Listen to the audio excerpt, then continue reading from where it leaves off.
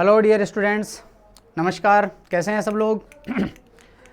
चलिए एक बार फिर से हम टेकअप करने के लिए आ गए हैं हमारे टॉपिक के ऊपर, जो बड़ा ही इंटरेस्टिंग तरीके से चल रहा था। हमारा प्रोनाउन बहुत ही इंटरेस्टिंग, बहुत ही इंपॉर्टेंट टॉपिक जो हम पढ़ रहे हैं, स्टडी कर रहे हैं प्रोनाउन के बारे में। पहले हमने नाउन के बारे में स्टडी किया था थ्रू आउट, और उसके बाद में प्रोनाउन के बारे में हम डिस्कस कर रहे हैं पिछली कुछ क्लासेस से। और आज हम देखेंगे इंटरोगेटिव प्रोनाउन, और इंटरोगेटिव प्रोनाउन के बाद में कुछ और प्रोनाउन बचे हैं, उनका भी हम डिस्कशन करेंगे यहाँ पर। तब तो हम स्टार्ट करते हैं।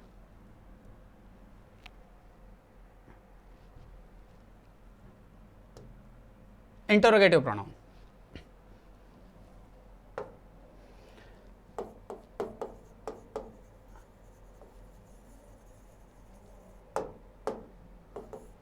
देखिए स्टूडेंट्स, इंटरोगेटिव प्रोनाउन जो होता है वो है इंटरोगेटिव वर्ड्स से बनता है। इंटरोगेटिव वर्ड्स कौन कौन से वर्ड्स होते हैं?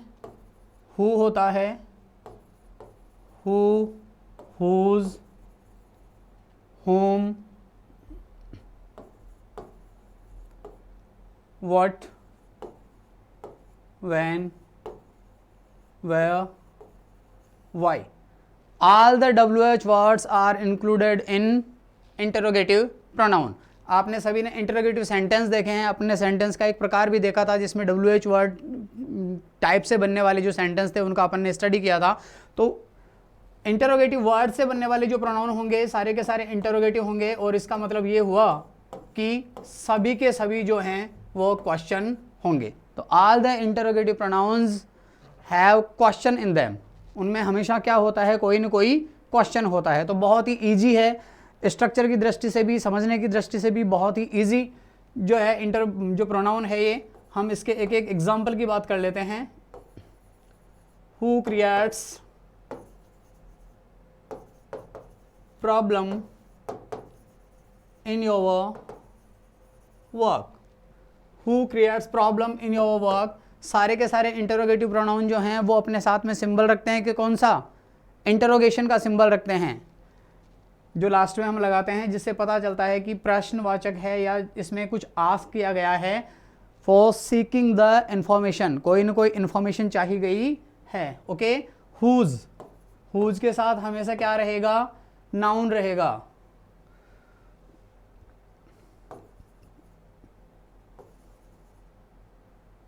Whose का is this? Whose का is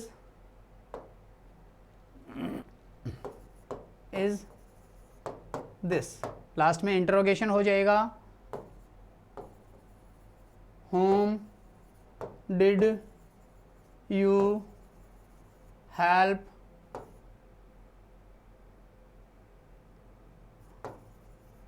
that day? Whom did you help that day? उस दिन आपने किसकी मदद की? Whom did you help that day? तो ये प्रोनाउन होगा कौन सा? whom हो जाएगा।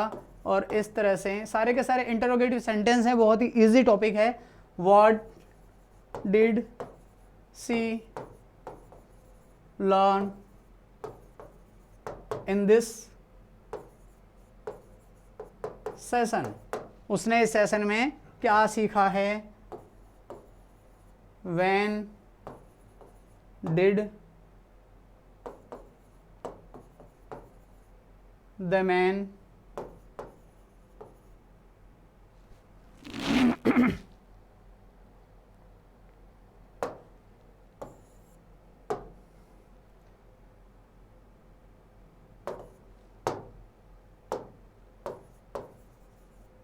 search his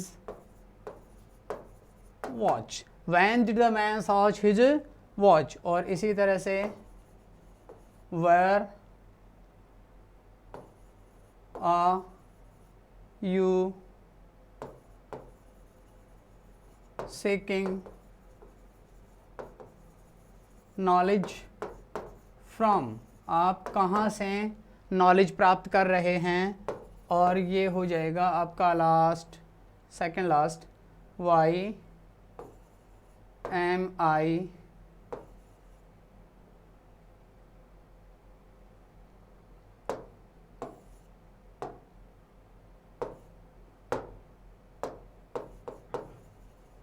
standing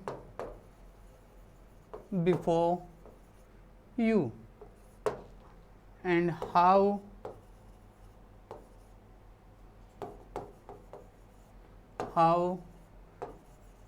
can you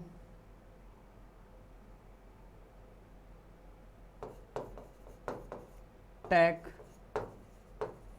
informations, how can you take informations। तो देखिए students, all the sentence belong to interrogative pronoun. All the sentence के सारे जो सेंटेंस हैं वो किससे बिलोंग करते हैं, इंटरोगेटिव प्रोनाउन से बिलोंग करते हैं। और ये सारे के सारे वर्ड्स जो भी आपके सामने स्क्रीन के ऊपर दिखाई दे रहे हैं, ये सब कैसे हैं, इंटरोगेटिव प्रोनाउन हैं। Is that clear students? Should we proceed now, आगे टेकअप करें। इसके बाद में जैसा कि आप सभी को पता है, बहुत ही इंटरेस्टिंग टॉपिक जो है प्रोनाउन हमारा वो चल रहा है, और इसी क्रम में हम आगे पढ़ेंगे। बहुत ही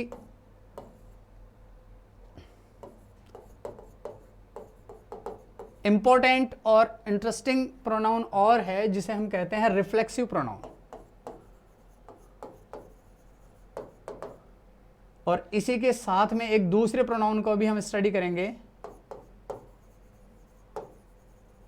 जो है रिफ्लेक्सिव और एम्फेटिक प्रोनाउन।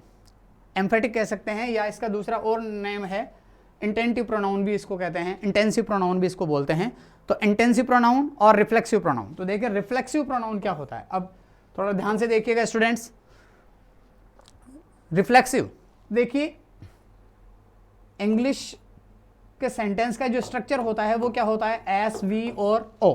बेसिकली इंग्लिश के सेंटेंसेस का स्ट्रक्चर जो होता है वो क्या होता है, S, V, O, subject, verb और ऑब्जेक्ट। ओके, एडवर्ब, एडवर्बियल वगैरह ये और भी कुछ होता है, लेकिन बेसिकली जो पैटर्न होता है वो क्या होता है, S, V, O, subject, verb और ऑब्जेक्ट। ओके, तो कहने का मतलब सब्जेक्ट क्या होता है, जो फंक्शन को परफॉर्म करता है। उसके बाद में वर्ब, जिसके द्वारा, जिस कार्य के द्वारा जो प्रभाव है वो ऑब्जेक्ट के ऊपर डाला जाता है। इसका मतलब सबसे ज़्यादा जो प्रभावित जो होता है सेंटेंस के अंदर, सब्जेक्ट के द्वारा किए गए काम का जो प्रभाव सबसे ज़्यादा पड़ता है वो किसके ऊपर पड़ता है, ऑब्जेक्ट के ऊपर। ठीक है, तो object is the most affected thing in the sentence. तो ऑब्जेक्ट जो होता है सेंटेंस में सबसे ज़्यादा प्रभावित, एक्शन से प्रभावित होने वाली वस्तु होती है, चीज़ होती है, जो भी है एलिमेंट है वो होता है। ओके, तो देखिए सब्जेक्ट के द्वारा जो किया गया कार्य है उसका असर हमेशा किसके ऊपर होता है, ऑब्जेक्ट के ऊपर। ये बेसिक सा कॉन्सेप्ट है। ठीक है, लेकिन जो रिफ्लेक्सिव प्रोनाउन है इसमें क्या होता है, इसकी जो फॉर्म है उसकी अपन बात करते हैं। देखिए सेल्फ फॉर्म है इसकी, सेल्फ, इसकी फॉर्म जो है वो कौन सी है, सेल्फ फॉर्म है। कैसे बनता है ये, आई, आई का प्रोनाउन हो जाएगा कौन सा, माई सेल्फ। ठीक इसी तरह से फर्स्ट पर्सन में ही फिर आ गया आपका वी, वी का प्रोनाउन होगा ourselves, ourselves, not ourself, ourselves, just because of the plural pronoun. ये प्रोनाउन प्लूरल है इसीलिए क्या होगा, अवर सेल्व्स होगा। ओके, इसके बाद में हम बात करेंगे ही, सॉरी यू, पहले हम बात करते हैं यू की। ओके, ये सेकंड पर्सन का आपका यू है, यू। और यू का जो रिफ्लेक्सिव प्रोनाउन होगा वो क्या होगा, your self oblique your selves. Your self भी होता है और योर सेल्व्स भी होता है। क्योंकि यू हम सिंगल पर्सन के लिए भी यूज करते हैं और यू प्लूरल नाउन के लिए भी यूज करते हैं, प्लूरल पर्सन के लिए भी यूज करते हैं। बहुवचन के लिए भी यू का यूज हो सकता है और सिंगल व्यक्ति के लिए भी हम यू का यूज करते हैं। जब सेकंड पर्सन सिंगल होता है सामने वाला, when the listener is single then we use yourself, and if the listeners are many, more than one, then we will use our self और योर सेल्व्स। ओके, तो yourself और yourselves दोनों ही होता है जो reflexive pronoun है। इसके बाद में हम बात करेंगे थर्ड पर्सन के प्रोनाउंस की। जो थर्ड पर्सन का जो प्रोनाउन है ही, तो ही का क्या हो जाएगा, हिमसेल्फ। इसके बाद में सी, सी का क्या होगा, her self,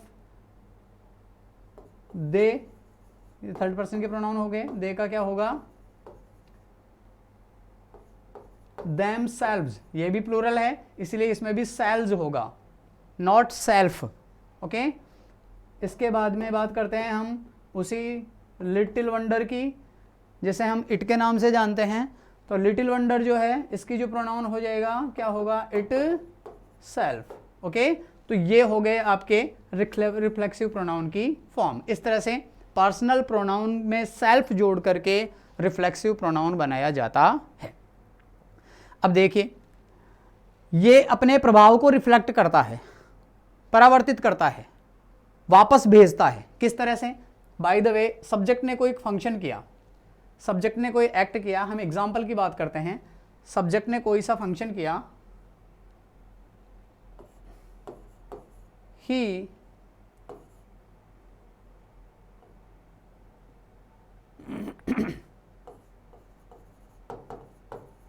punished himself। Regression में मान लीजिए कोई अपने आप से इतना दुखी है, इतना परेशान है, उसे इतना रिग्रेट हो रहा है, उसे इतना अफसोस हो रहा है, उसे बहुत बुरा फील हो रहा है, तो उसने क्या किया, ही punished himself, उसने अपने आप को क्या किया, पनिश किया, ही punished himself। तो देखिए, ही का जो प्रोनाउन है वो क्या होगा, himself। क्यों हुआ? क्योंकि ही, उसने क्या किया, पनिश किया, किसको, हिमसेल्फ, स्वयं को। तो देखिए, ये जो प्रोनाउन है सेल्फ, सेल्फ मतलब स्वयं होता है, खुद, ये सब्जेक्ट के लिए ही यूज होता है। ये जो प्रोनाउन है ये स्वयं सब्जेक्ट के लिए यूज होगा। किस तरह से? ही पनिश्ड हिमसेल्फ, मतलब ही के द्वारा किया गया जो कार्य है उसका असर खुद ही के ऊपर ही हो रहा है। सब्जेक्ट के द्वारा किए गए कार्य का प्रभाव अगर स्वयं सब्जेक्ट के ऊपर ही पड़ता है तो प्रोनाउन होता है कौन सा, रिफ्लेक्सिव। Is that clear? देखिए, द क्वीन पॉइजन्ड हरसेल्फ। देखिए, the queen poisoned herself, the queen, रानी, पॉइजन्ड, जहर दिया, हरसेल्फ, स्वयं को, रानी ने स्वयं को जहर दिया। कहने का मतलब क्या हुआ? कहने का मतलब ये हुआ कि सब्जेक्ट के द्वारा किया गया जो कार्य है उसका असर जो है वो किसके ऊपर हुआ है, रिफ्लेक्ट होकर के स्वयं सब्जेक्ट के ऊपर ही हुआ है। तो इससे क्या इसलिए इसे क्या कहते हैं, इसे रिफ्लेक्सिव प्रोनाउन कहते हैं। और ये हमेशा इंपॉर्टेंट, एक नोट लगा करके एक चीज आप लिख लीजिएगा कि इसमें इंपॉर्टेंट क्या है। इंपॉर्टेंट थिंग जो है वो ये है कि यह pronoun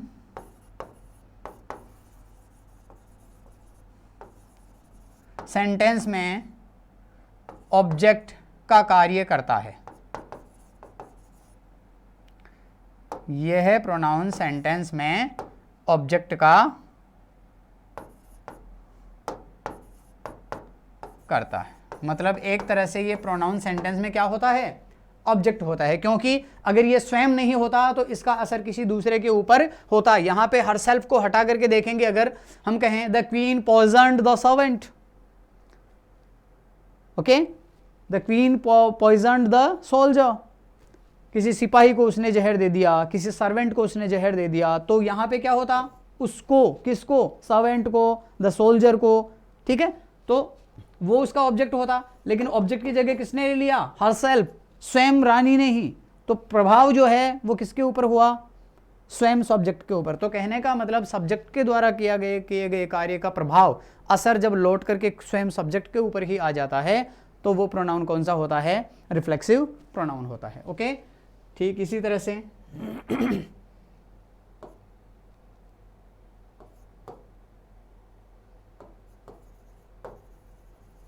the man taught a lesson to himself। आदमी ने खुद को ही एक लेसन, एक सबक सिखा लिया। अपने कार्य से आदमी को खुद को ही सीखने को मिला। इसका मतलब क्या हुआ कि आदमी ने खुद को ही सिखाया, खुद ने खुद को ही सिखाया। मैं कहूँ आई स्लैप्ड माई सेल्फ, मैंने अपने आप को ही थप्पड़ मार लिया, तो काम का करने वाला भी मैं ही हूँ और असर भी मेरे ऊपर ही हो रहा है। इसका मतलब the pronoun belongs to reflexive. Is that clear students? Clear है? ठीक है, शुड वी प्रोसीड नाउ? तो इस तरह से ये होगा आपका रिफ्लेक्सिव प्रोनाउन। और देखिए सेम फॉर्म के साथ यही प्रोनाउन, यही फॉर्म रहेगा सेल्फ फॉर्म, और ये एम्फेटिक बन जाएगा। एम्फेटिक प्रोनाउन इसीलिए हम इसको इसके कॉम्बिनेशन के साथ पढ़ रहे हैं। एम्फेटिक प्रोनाउन कब बन जाएगा? जब देखिए एम्फेटिक में भी सेम फॉर्म होगी, यही हिमसेल्फ है। एक second, yes, emphatic.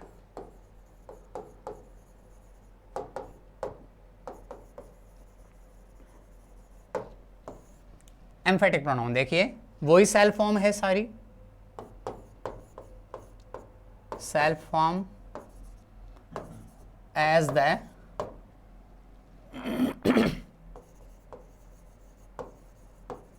Reflexive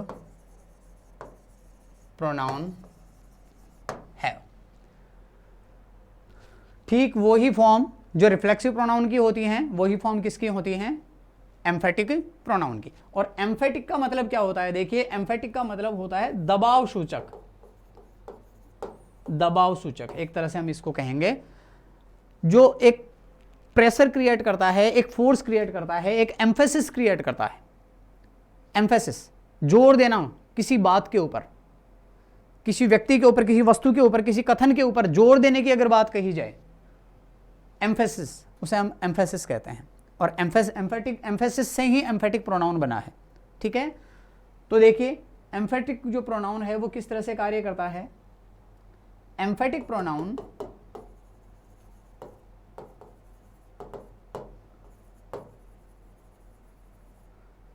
express that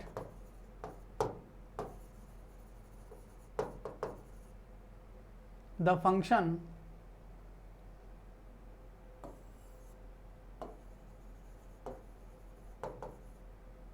emphasis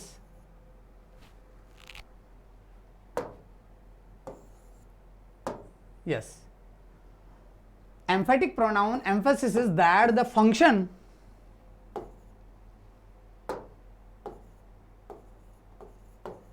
has been done by the subject itself.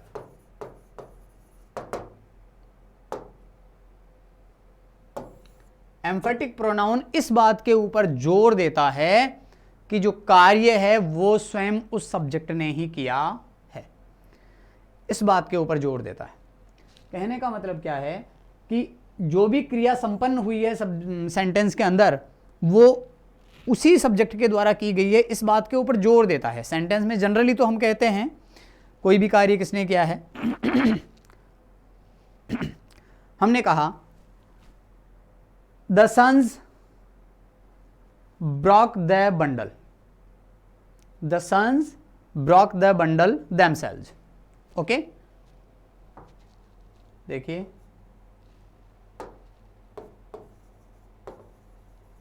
the sons broke the bundle of sticks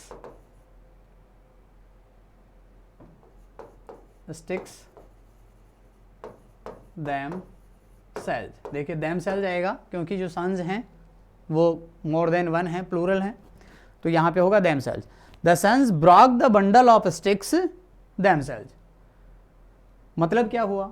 मतलब ये हुआ कि पुत्रों ने स्वयं लकड़ियों का जो बंडल था उसको तोड़ा। अब यहां पर ऐसा नहीं है कि पुत्रों ने खुद को तोड़ा, ऐसा कुछ नहीं है। अगर यहां पे इस तरह से होता वो तो हो जाता कौन सा? एम्फेटिक प्रोनाउन, खुद के टुकड़े कर लिए, खुद को तोड़ा। Is that clear? The sons broke the bundles of sticks themselves। उन्होंने खुद लकड़ी के बंडल, लकड़ियों का जो बंडल था उसको उठाया और उसको तोड़ा। मतलब इस बात के ऊपर एम्फेसिस किया गया है, इस बात के ऊपर जोर दिया गया है कि वो कार्य उन्होंने खुद ही किया था। ओके, ठीक है। अगर यहां पर इसको हम, ये दोनों एक दूसरे में कन्वर्ट किए जा सकते हैं। अगर यहां पे इस प्रोनाउन को, इस themselves को उठा करके यहां से यहां रख दिया जाए ब्रोक के बाद में, तो ये प्रोनाउन कौन सा हो जाएगा? कौन सा प्रोनाउन हो जाएगा? ये रिफ्लेक्सिव, क्योंकि अब यहां पे किसका काम कर रहा है? ऑब्जेक्ट का काम कर रहा है। ओके, तो ये हो गया आपका एम्फेसिस प्रोनाउन। ठीक है, एक और एग्जांपल हम देखते हैं।